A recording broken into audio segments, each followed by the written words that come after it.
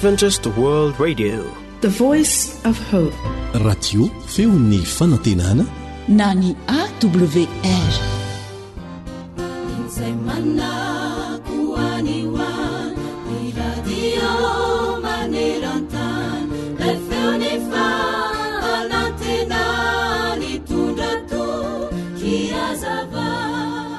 Eo amin'ny fiainana dia tsy maintsy misy ny tsy fitovim-pijery, misy ny faninanana, misy ny resy ary misy ny mpandresy.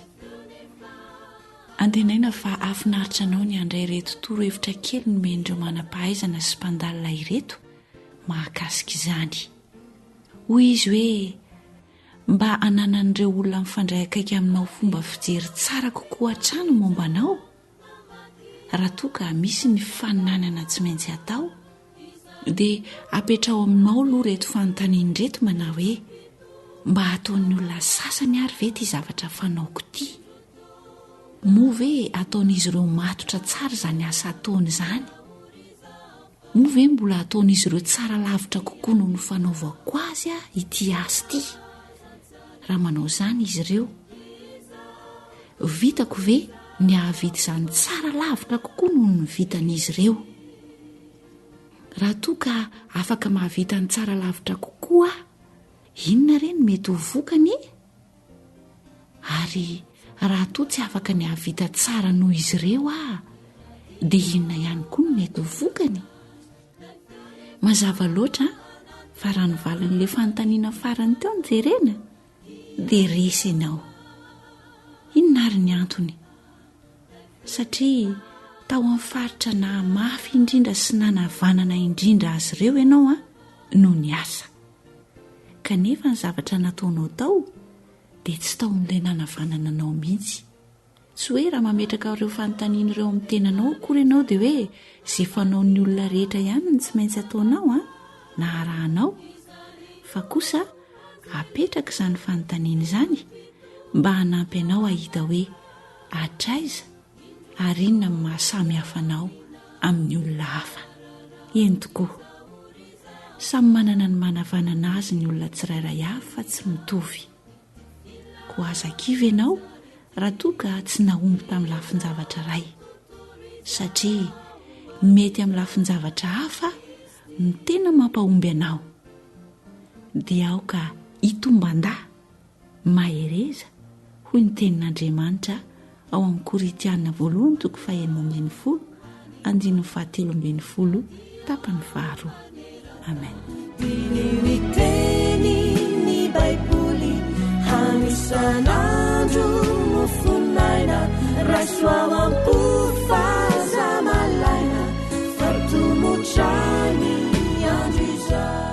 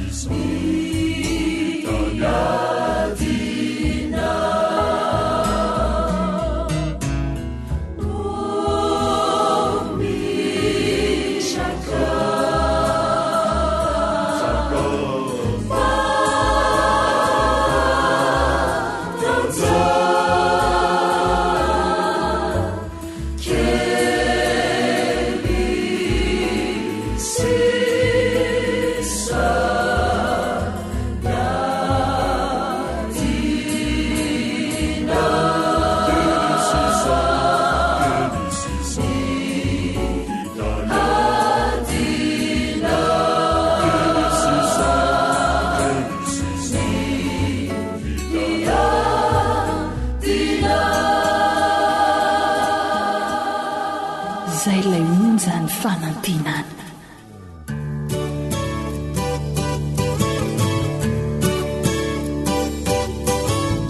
Atolotry ny feo fanantenana ho anao tsara ho fantatra.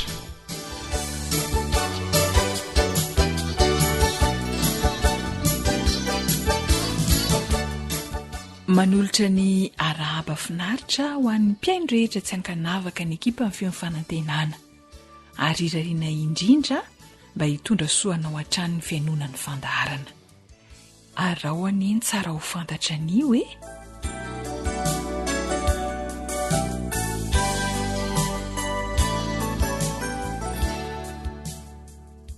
boky maro misy sary mahafinaritra isan-karazany no eto anoloanay. Samy mahate hamaky avokoa raha ny fijerin'iray mitompo maso ny fonony reto boky reto. Andaso hoe jereko ty boky iray ity e. Santé par le boisson.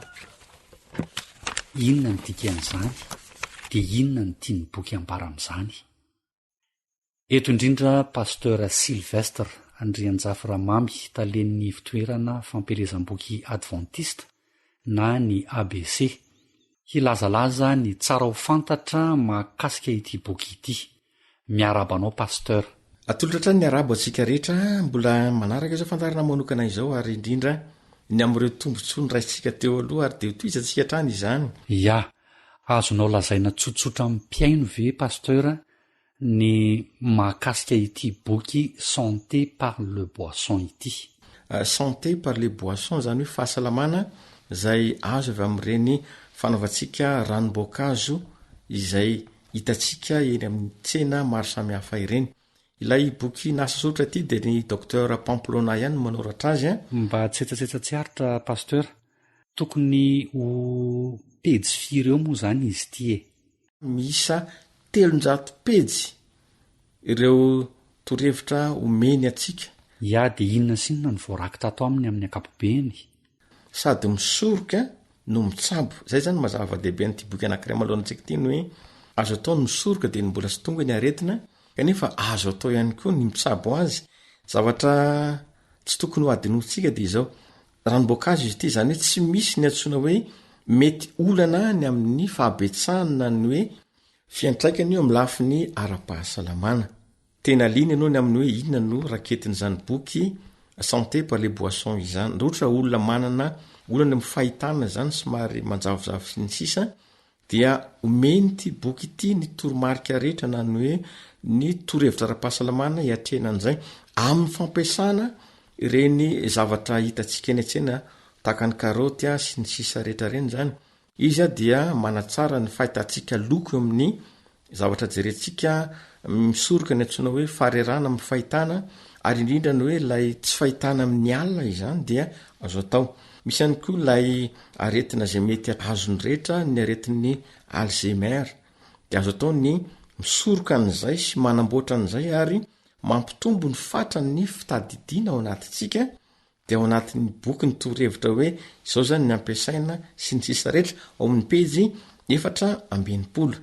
Ny resaka tosidra dia tena mahazovahana indrindra zao kanefa dia meny boky atsika ny tokony atao amin'ny fampiasana zavatra eo ampelatanatsika manontolo atorony fa azo atao ny misoroka izay amin'ny fomba tsotra sy fomba zay iverina fa tsy iteraka olana.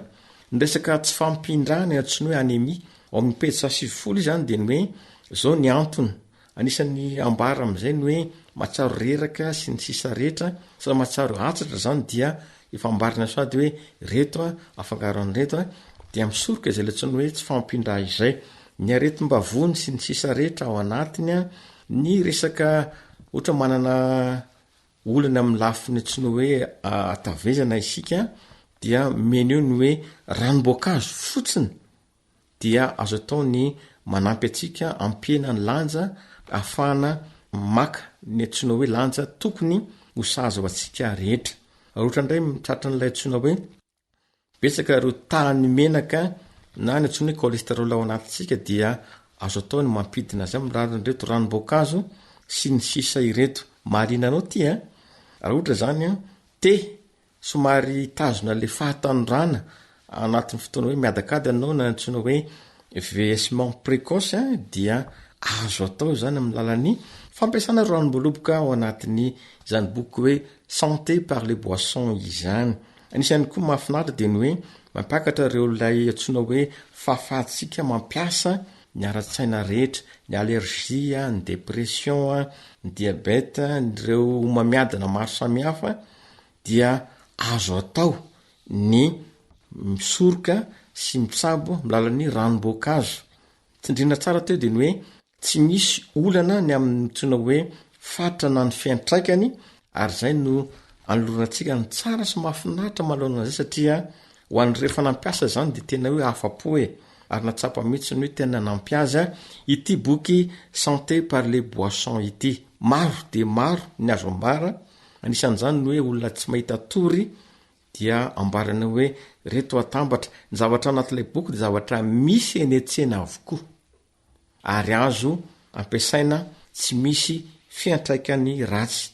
Tena tsara ty boky ty, tsara ny fonony, misy sary mahafinaritra araka ny fanazavana teo dia tsara ihany koa ny ao anatiny. Eny ary pasteur, inona ny afatra amaranantsika ny resadresaka androany? Dia mirary soatsika rehetra ary mirary fahasalamana andrindrandrindra ny hoe hitondra soatsika izany asa soratra izany.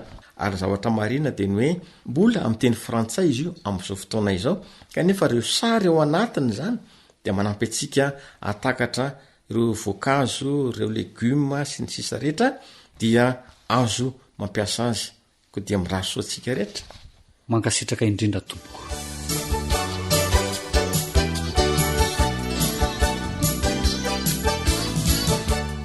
Tsisy madilana ho tentenana intsony zay fa raha misy fanontaniana manitikitika anao mahakasika amin'ny boky na fanazavana tianao fantatra dia azonao atao ny manantona ny foibe ABC Adventist Book Center Soamanandrariny lalam-pirenena 2 na miantso ny laharana 034 10 635 64 034 10 635 64.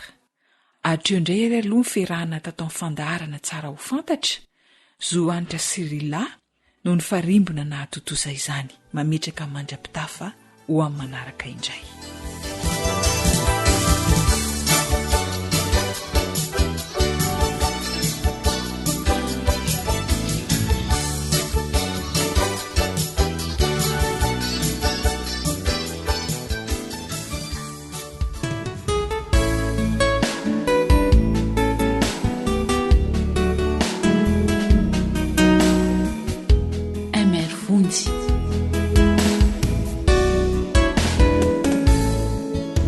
Ndragnahary nagnamia fô zaho toro tsy aminigny mikiaka ny rano tsy tiagna zalana painakinake vengivengin'olo tsy sy raha atao tsy hita loha tsy regny afare afokagna piraha zegny jery tombo tamiliola dambitamby ndraiky safosafo fagnafody ataolo Dragnahary asalo tamin'ologno afaka tatao e dambitamby ndraiky safosafo fagnafody ataolo Dragnahary asalo tamin'ologno afaka tatao e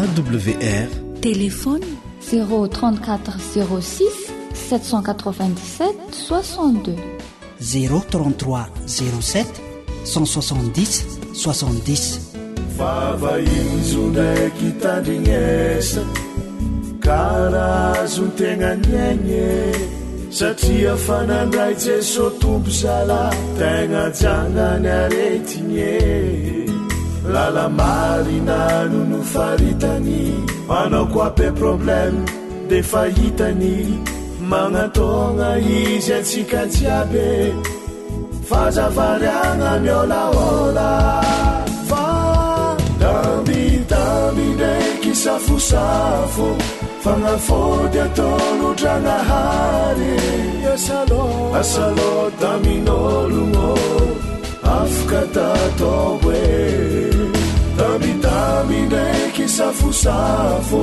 fagnafody ataolo Dragnahary asalo tamin'ologno afaka tatao e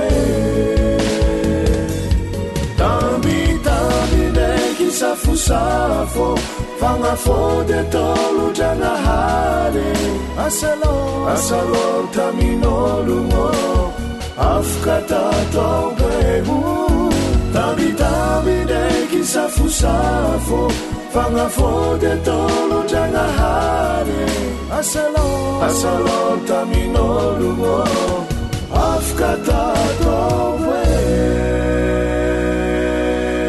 ilay feony fanantenana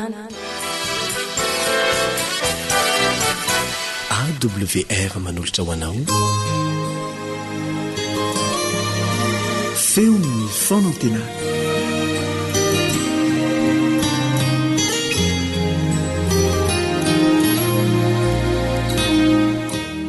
ampifaliana lalandava no ianao aminao eto amin'ity fandarana ity maniry ianao andray soa eo mpanarahana izany ny tenanay moa dia Yolande Ratsiomanana izay miaraka aminao eto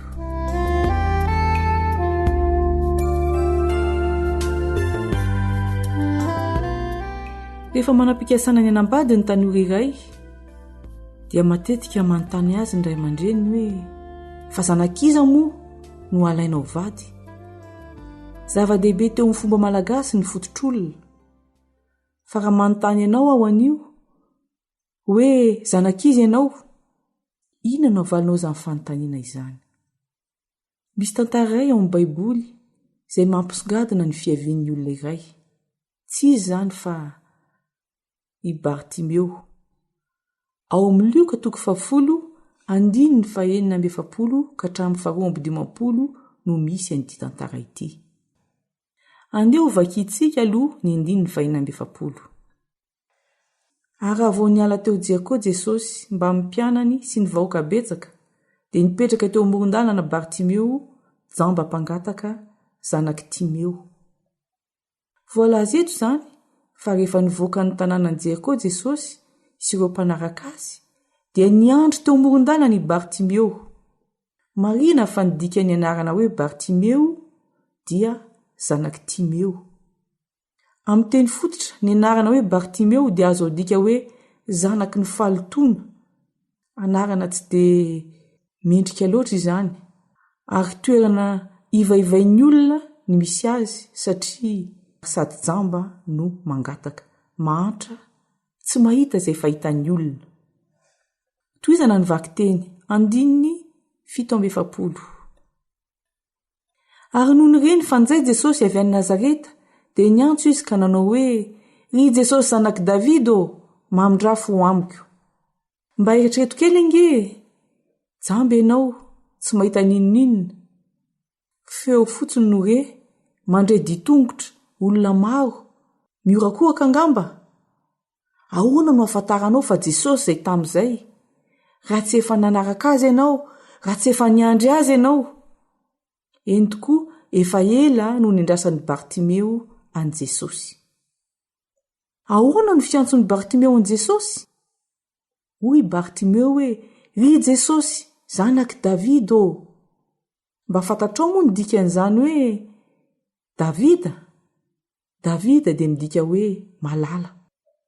To tehiteny angamba Bartimeo manao hoe: "Izao zanaka maloto, amindrao fo ho tonga zanaka malala tahaka anao Jesosy." Dia inona ny vokatra izany? Vakitsika ny 9:7. Ary maro no ny teny mafy azy mba angina.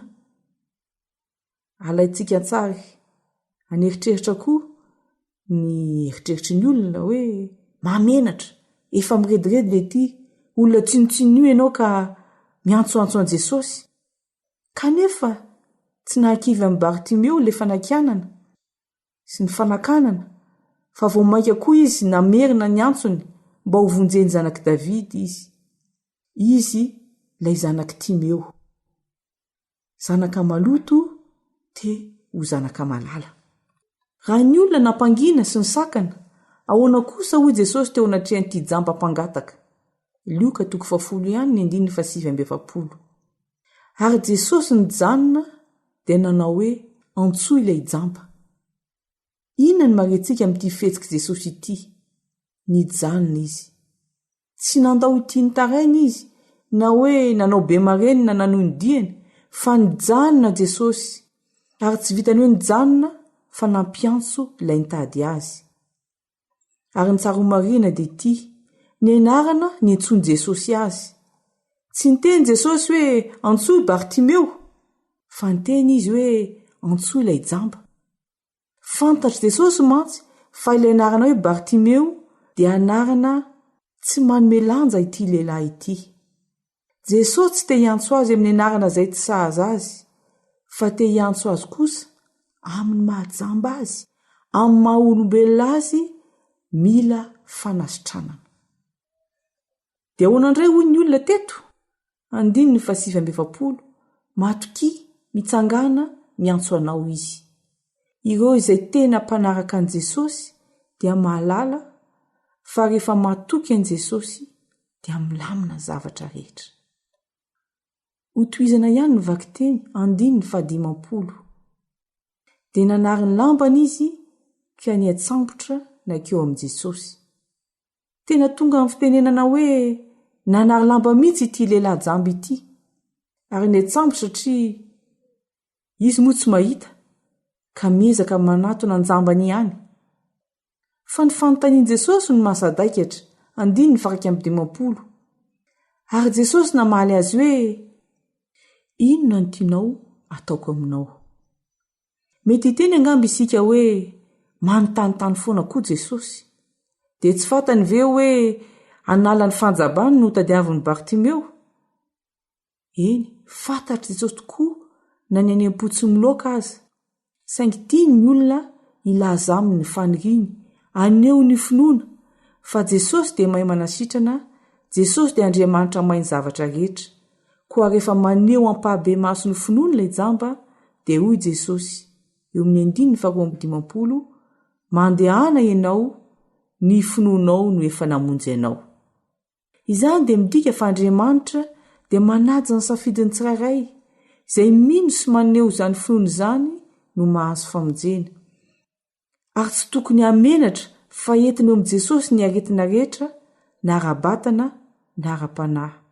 Tononona mihitsy izany aretina izany, ary Jesosy manafaka izany. Eo amin'ny 9:15 ka ny tapany faharoa ihany, dia izao ny voalaza: dia nahiratra niaraka tamin'izay ny masony ka nanaraka an' Jesosy teny an-dalana izy. Afaka ny aretina, sitrana soamantsara ilay lehilahy, jamby izy taloha, mahiratra izy ankehitriny. Te ahitan' Jesosy ka dia nahita azy tokoa. Tsy fahaly fotsiny nahitan' Jesosy anefa na nanaraka azy. Tsy niverina nangataka teny amoron-dalana intsony fa lasa mpanaradian'i Kristy. Fiainam-baovao no iainan'ity lehilahy ity. Ilay jamba nangataka tsy nisy mpijery taloha lasa manana ny maha izy azy. Betsaka ny olona rehefa sitrana dia midododo any amin'ny namana, any amin'ny havana, any amin'ny fianakaviana. Ity lehilahy ity kosa nisafidy ny anaraka an'i Kristy aloha. Nametra-panontaniana taminao tany am-boalohany hoe zanakiza moa ianao? Zanak' Timeo ve sa zanak' Davida? Zanaka maloto ve sa zanaka malala? Tsy nitonona intsony taorianan'io ny anaran'i Bartimeo, satria zanaka malala tokoa izy, ary ianao koa malala an'Andriamanitra. Koa ho tanteraka amiko sy aminao anie le fampanantenana nataon'Andriamanitra mpanompony ao amin'ny Isaia 7:7-8 manao hoe: satria malala eo masoko ianao, eny be voninahitra sady tiako, aza matahotra fa momba anao aho. Amen. Mbola hiara-mivavaka isika.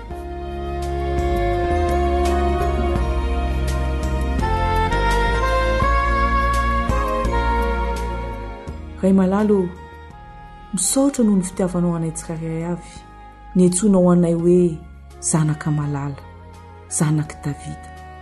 Mifona ray malalo fa tsy mendrika izany fitiavana izany izahay. Manampy anay ho tonga zanaka mpakantoho, mpanaradian'i Jesosy. Misaotra noho ny fitiavanao anay tsirairay avy, ary noho ny amin'ny anaran'i Jesosy ihany no angatana izany. Amen.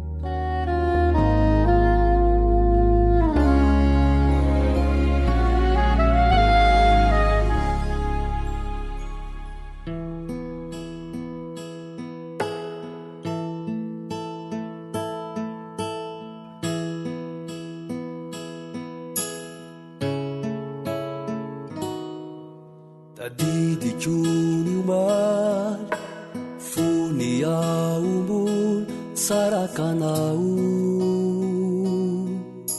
nandrakotra ny jaly sy ny fahoriny izao tontolo izao,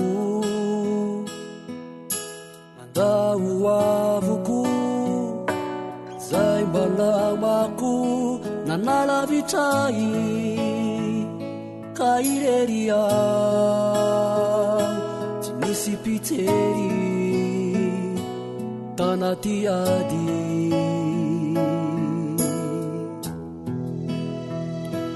Fa teo ianao ry Jesosy tompo, tsy mba nijery izany fareme, nampiarinay namela itoetra anilanao. Tarika hiraina didiko ny omaly fony aombony rakotra izina, nandrakotra ny ota sy ny faratsiny izao tany izao, nandramako avoko zay mba fantatro fa ampiadanay fa sasatra tsy nety nahita izay nahafapo.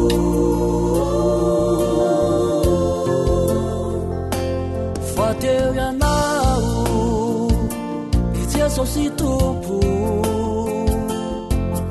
tsy mba nijery izany faleme, nampiarinay namela itoetra anilanao.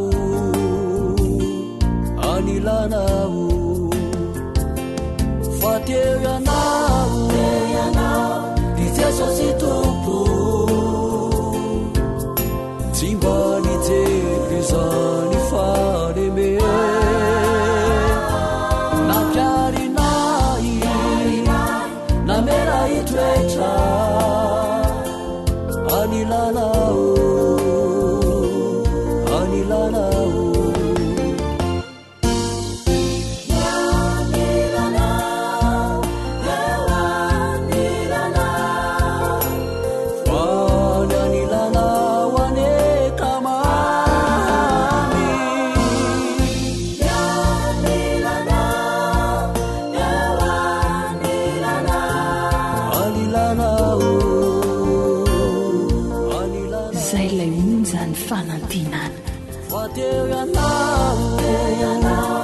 Jesosy tompo tsy mba nijery zany faremeto nampiarinay namela itoetra anilanao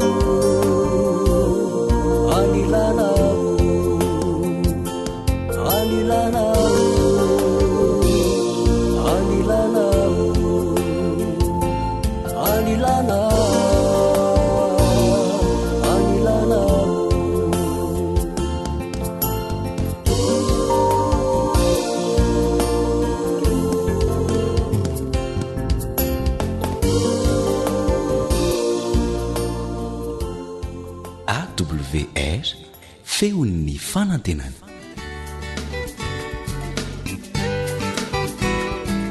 fianakaviana fon'ny fiarahamonina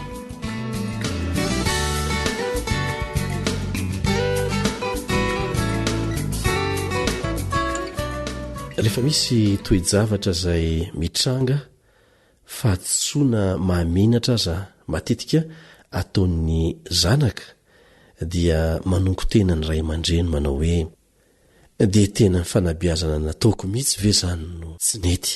Mikasika an'izay indrindra no hitondrantsika resadresaka amin'ity anio ity miaraka aminao ito Ilion Andria mitantsoa manasanao mba aritra fotoana fohy monja amin'ny dinidinika izay rahantsika manao.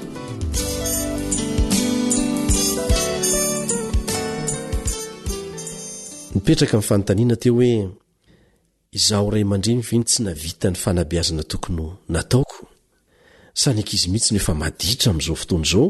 Mety nanao izay azonao natao tokoa ianao amin'ny maha ray aman-dreny ianao ary na dia nanao izay rehetra azonao natao aza nefa ianao dia mety tsy ho tanteraka araka ny tokony ho izy ny ezaka nataonao satria olombelona ihany ianao. Voafetra ihany ny fahafahanao manao an'izany ary eo indrindra no ilahantsika ny fiara-miasa amin'Andriamanitra amin'ny fanabeazana. Mety tsy ho ianao mihitsy koa mantsy no antony tsy fahombiazan'ny toetry ny zaza. Tsy tompona andraikitra 100 isan-jato amin'ny toetry ny zanakao ianao rehefa mialehibe izy. Asa raha tsaroanao tsara ilay resaka safidy izay noresahantsika tany aloha tany. Ny adidinao zany amin'ny fanabeazana raha fitinina vetivety dia ireto: ny mamoky fitiavana ny zanakao. Tsy tsara mantsy ny tsy fanana ny ankizy izay fahatsapana izay hoe tia dada tia aneny. Tokony ho tsapany tsara fa tena tia azy ny rainy, tia azy ny reniny.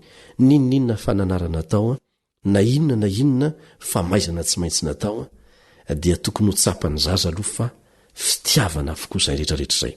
Ny faharoa, ny manitsy ny dia ny zaza dia andraikitrao amin'ny alalan'ny fitsipifezana voalanjalanja. Eo zany dia tsara hatrany ny mamerimberina ao an-tsaina izay mba fiainanao koa fony ianao mbola zaza, fony ianao mbola tanora, ahitanao izay hoe inona kosa ny tokony ataoko rehefa mampiatra fitsipifezana ao an-trano ao. Ary tsy ny hafa baraka anao no antony mahatonga anao ho entitra amin'ny fampiarana fitsipifezana fa ny atonga n'ilay zaza mihitsy hanana ny toetra rehetra ilaina arak'izay azo atao.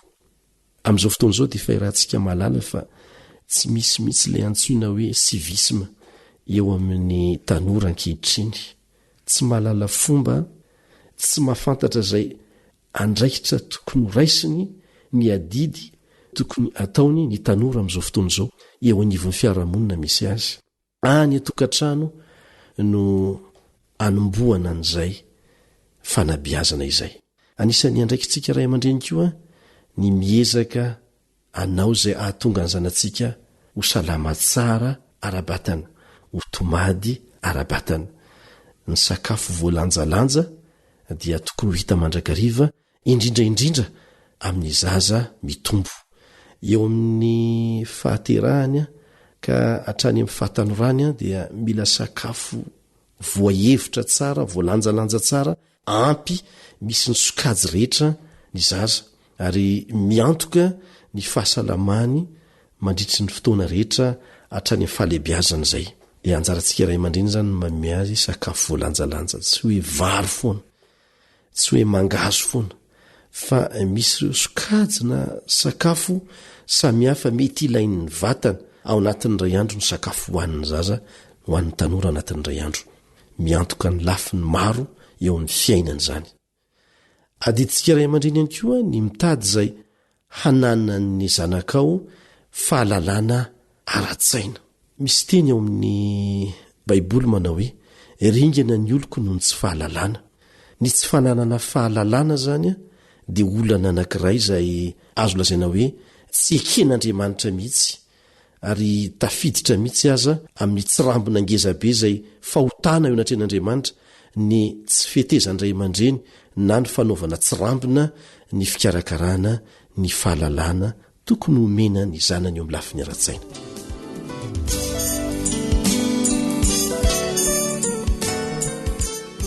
Adidin'iray aman-dreny ihany koa no mampahafantatra ny zanaka ny amin'ny rainy izay any an-danitra. Ary io no tsy ambaratelo ny fanabiazana. Rehefa resy lahatra ny ankizy, resy lahatra ny tanora fa Andriamanitra no namorona azy. Andriamanitra no tompon'ny fiainany, tempolo ny fanahy masina ny tenany, dia ho hafa mihitsy ny fitondran-tenany zany zaza zany, zany tanora izany. Ry tsaroana eto ilay teny malaza voalazo amin'ny tenin'Andriamanitra hoe ny fahatahorana an'Andriamanitra no fiandoham-pahendrena. Zaro amin'ny lalana tokony alehany zaza na rehefa antitra azy izy tsy ala amin'izany. Aza adinoina fa hatreo amin'ny 12 taona ny any ange no nahafahan'ny renin'ny Mosesy nanabe azy, kanefa zay fanabiazana nomena tao anatin'izay fotoana izay, zay fepotona izay, dia ampitsara na tonga ny Mosesy ho lehilahy afaka mijoro, tsy nanadiny mihitsy ilay Andriamanitra zay nahatonga azy olombelona, nitahy azy, nitarika azy teo amin'ny fiainana. Rehefa taty aoriana dia tonga olona anankiray zay azon'Andriamanitra nametrana fitokisana zany Mosesy izany hanafaka amin'ny vahoakany tany Egipta. Nitarika zany vahoaka izany nakany Kanana. Ka sarobidy mihitsy ny fanabiazana ny zaza zay tsy vitanao eo amin'ny fahazazany sy ny fahatanorany dia sarotsarotra ny ampititra an'izany any amin'ny fahalabiazana. Adidin'iray aman-dreny koa ny manazatra ny ankizy hijoro hatrany eo anoloan'ny fankapanahy. Tsy ny miteny fotsiny hoe tandremo fa tsy azo ataony ohatr'izao, tandremo fa raha tratrako manao an'izao dia ataoko mamay. Mety ilaina ihany zany amin'ny fotoana sasantsasany, kanefa tena tsy ampy dia tsy ampy satria miteraka tahotra fotsiny ao amin'ilay zaza izany. Fa tsy fantany hoe inona no antony tsy tokony hanaovana an'izao na tsy tokony hanaovana an'izatsa. Raha miteny ianao hoe tandremo kitikitiana io zavatra io fa za aloha andeha kely, fa raha tratrako mikitikitika an'io dia ataoko mahalala ny anarako mihitsy. Tsy fantany ny antony. Rehefa lasa ianao dia miasa ny sainy hoe fa inona loatra ry no mahatonga ny dada na ineny manaka anahy tsy hikitikitika an'ity zavatra ity, dia jereny le izy andramany kitihana mihitsy. Fa raha nazavaina hoe zao no antony nandrarako anao tsy hikitikitika an'io, dia ho resy lahatra izy, hitandrina tsara izy. Ary tahaka an'izay hatrany zao ny fomba entina manabe ny ankizy sy ny tanora. Mila azavaina amin'izy ireo ny antony andrarana azy, ny antony hanakanana azy tsy hanao an'izao na izatsy. Dia tsy kelikely iny dia atoro azy ihany koa ny hoe ahoana ny fomba fanaovana tsia eo anatrehan'ny fankapanahy.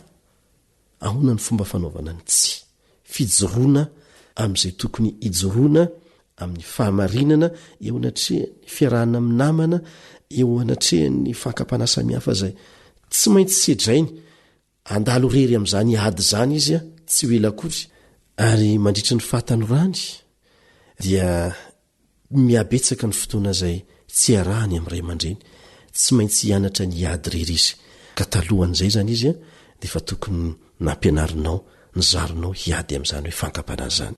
Adidin'ny ray aman-dreny ihany koa ny mampianatra ny zanany amin'ny alalan'ny ohatra oam-piainana velona izay hiainany ray aman-dreny. Ny mpanabe rehetra dia samy resy lahatra avokoa, fa tsy mahomby ny fanabeazana raha toka izay zavatra itenena ny ray aman-dreny ny zanany, itenena ny mpanabe ny mpianany a, tsy hiaina ny ray aman-dreny akory, tsy hiaina le mpanabe akory. Ary matetika aza tsy ilaina akory ny miteny rehefa hiaina ny ray aman-dreny ilay oam-piainana tia ny hiaina ny zanany. Ary raha tsy maintsy hiteny aza dia tsy ilana ezaka firy akory, satria efa ohatra velona fakatahaka ny ray aman-dreny ny mpanabe. Ireo zany raha fitinina ny anjaranao, ireo no azonao atao, fa ny safidy a dia anylay zaza, anylay zanaka manontolo.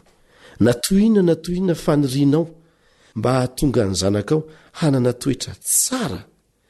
Rehefa mifidy ny hijanonao ratsy izy dia tsy misy azonao olombelona atao. Kanefa maro ny ray aman-dreny nanana fanandramana tsara. Zao dia malala pasteur anankiray izay nijorovavolombelona fa nanana ny ditrana izy teo amin'ny fahatanorany, na dia nitezaina tamin'ny fivavahana aza tany amin'ny fahazazany. Vokatry ny namany io, vokatry ny naman-dratsy. Ary ilay reniny anefa dia tsy nijanona ny vavaka ho azy mihitsy, isan'andro. Niady mafy mihitsy tamin'ny alalan'ny vavaka. Efa nihevitra ty reniny ty fa nanomeza rehetra azo nomena, nitaiza arak'izay azony natao, kanefa indrisy voataonany naman-dratsy ny zanany. Kanjo tamin'ny fotoana tsy nampoziny. Andriamanitra moa mahay mamaly ny vavaka amin'ny fomba zay tsy tratra ny saitsika, dia namaly ny antso hanolo tena tanteraka ao an'Andriamanitra ity zanany ity. Ary tsy vitan'izay fa nanolo tena anoka tena ho mpitoro ny filazantsara matianina amin'izany lafiny zany ho pasteur zany. Ho anao zay manana zanaka maditra, azakivy ento amin'ny-bavaka izy, ary aza mitsahatra mity azy fa isy vokany zany amin'ny fotoana zay tsy ampozinao. Tapitra ny fotoana antsika, manao mandram-peonao ao manaraka indray ny namanao ily eo andria mitanjo.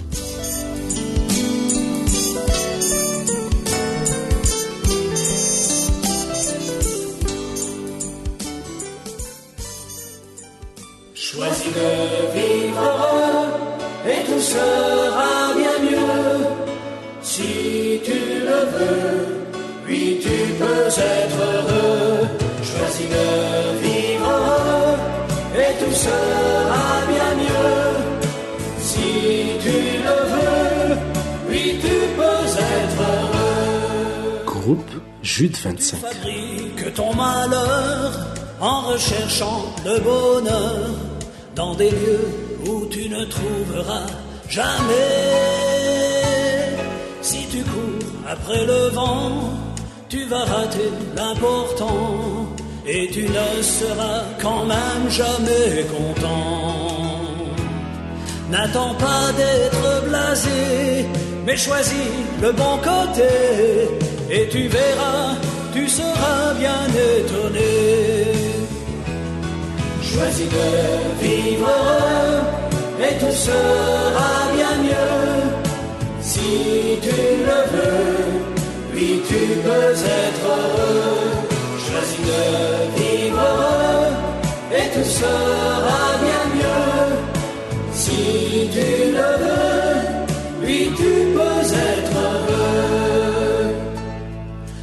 la vie n'est pas un jeu, tu peux trouver beaucoup mieux en celui qui a fait la terre et les cieux. Il a prévu ton bonheur chaque jour et à chaque heure, mais toi tu préfères vivre dans la peur. Non, ne te laisse pas aller, mais choisis le bon côté, et tu verras, tu seras bien étonné. Choisis de vivre et tout sera bien mieux. Si tu le veux, oui tu peux être heureux. Choisis de vivre et tout sera bien mieux. Si tu le veux, oui tu peux être heureux. Choisis de vivre heureux et tout sera bien mieux. Si tu le veux, oui tu peux être heureux. Ankoatra ny fiainoana amin'ny alalan'ny podcast dia azonao atao ny miaino ny fandaharany radio AWR sampananteny malagasy isan'andro amin'ny alalan'ny YouTube AWR MLG.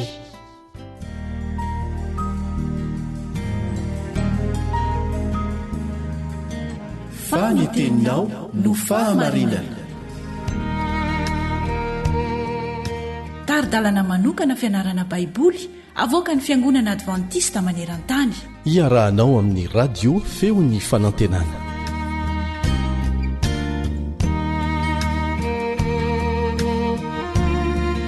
Sotranao manaraka tsy tapaka izao fiarah-mianatra ny tenin'Andriamanitra amin'ny feon'ny fanantenana izao. Miaraka aminao hatrany ny mpiara-mianatra aminao Eliandry Mitanso.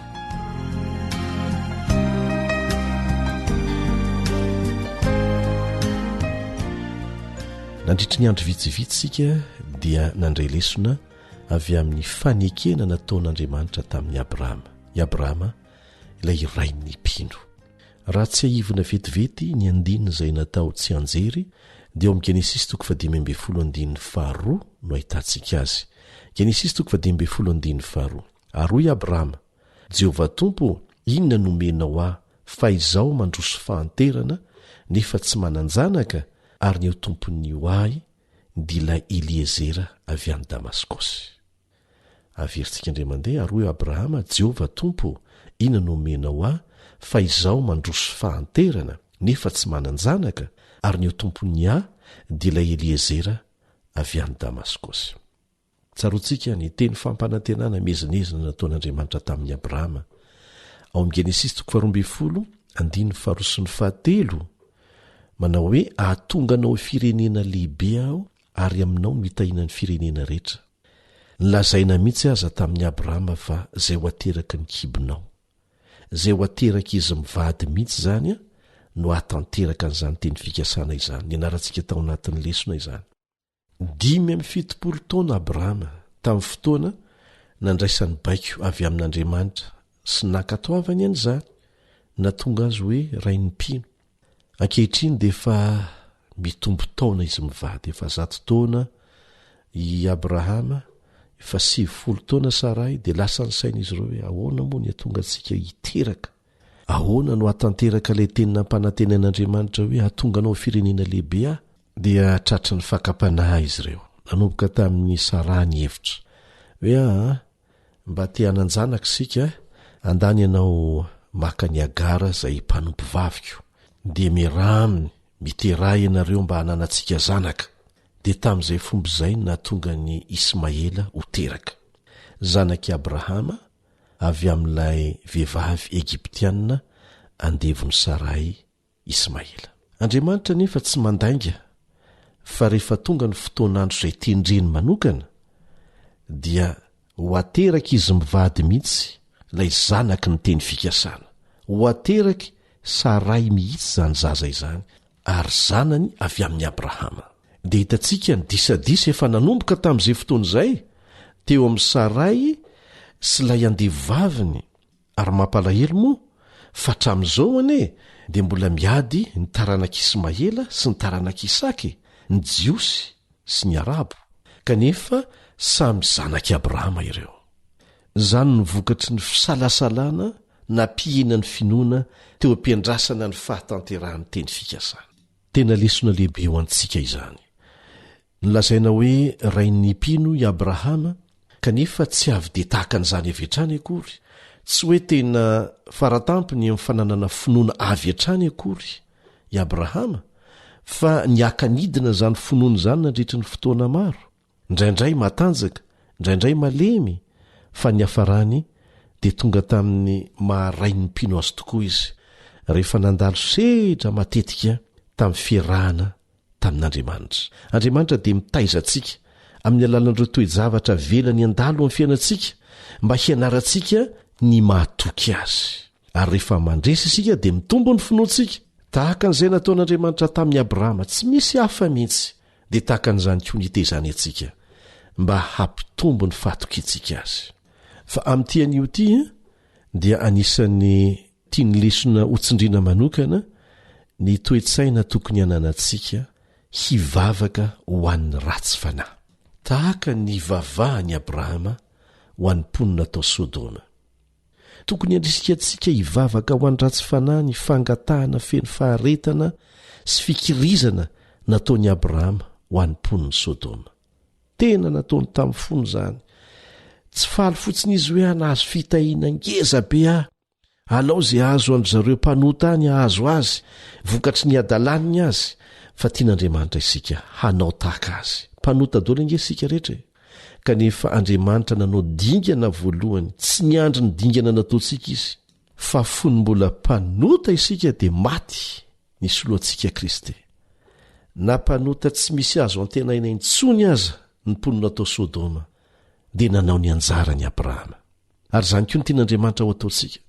Ary ankoatran'izany dia manova zavatra, tena manova zavatra ny hoe miaino sy mamaly any Abrahama izay nikirina angatak'Andriamanitra ary vonona ny amela eloka noho ny amin'ny olo-marina 10 monja. Sangindrisy moa tsy nisy ilay 10. Fa ny zava-dehibe dia izao, ilay fitiavana tian'Andriamanitra hananantsika, fitiavana ny hafa mba hamindran'Andriamanitra fo amin'izy ireny, fitiavana ny hafa mba hatonga azy ireny tsy ho rendrika ao anatin'ny fahotana.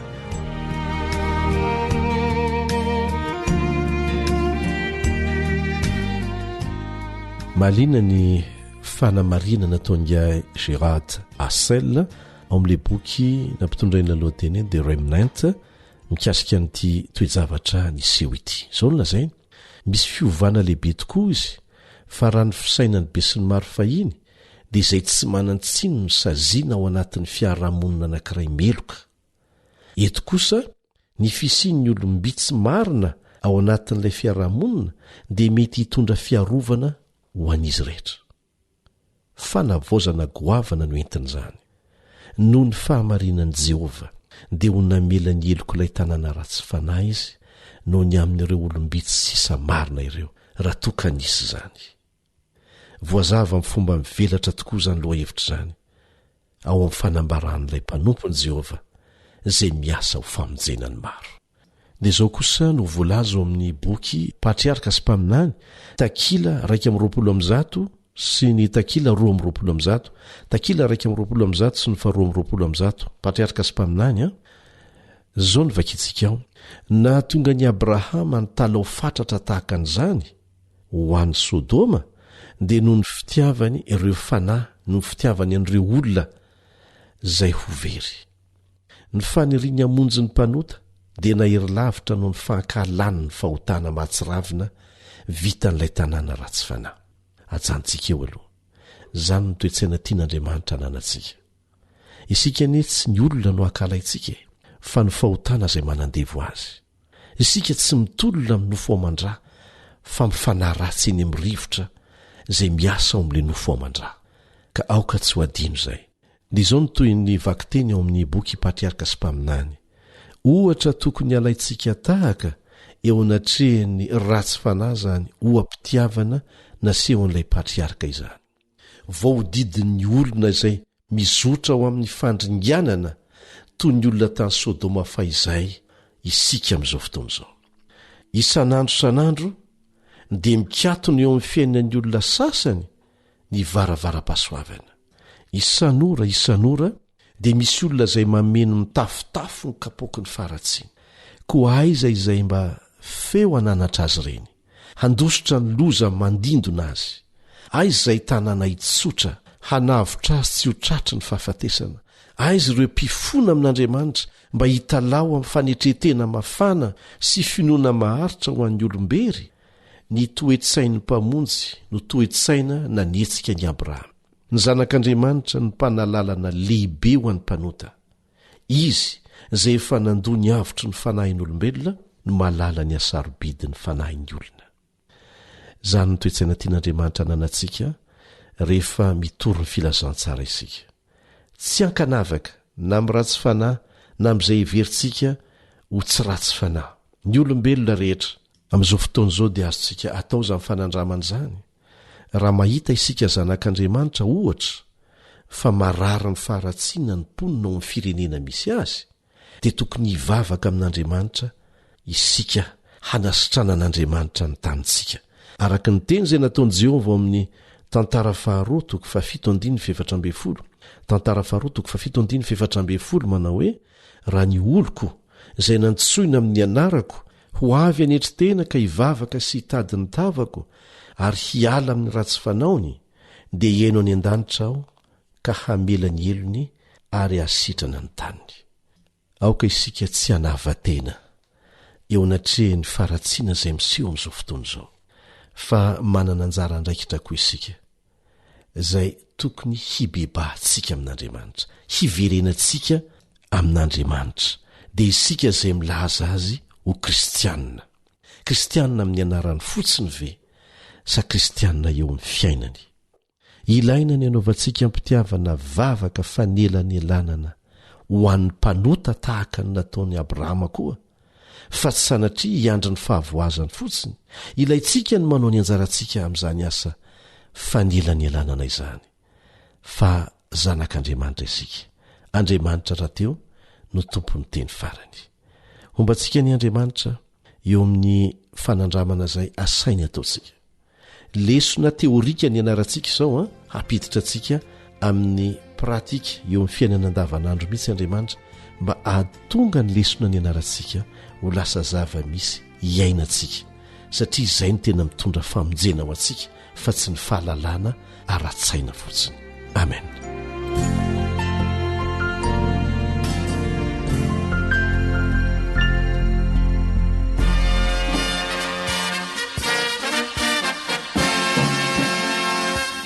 Adventist World Radio, the voice of hope. Radio Femon'ny Fanantenana. Ny farana treto, ny fanarahanao ny fandaharan'ny radio Feo Fanantenana na ny AWR amin'ny teny Malagasy. Azonao ataony mamerina miaino sy maka maimaimpoana ny fandaharana vokarinay amin'ny teny pirenena mihoatriny 100 amin'ny fotoana rehetra. Raisoaryn'ny adresy ahafahanao manao izany: awr.org na feofanantenana.org.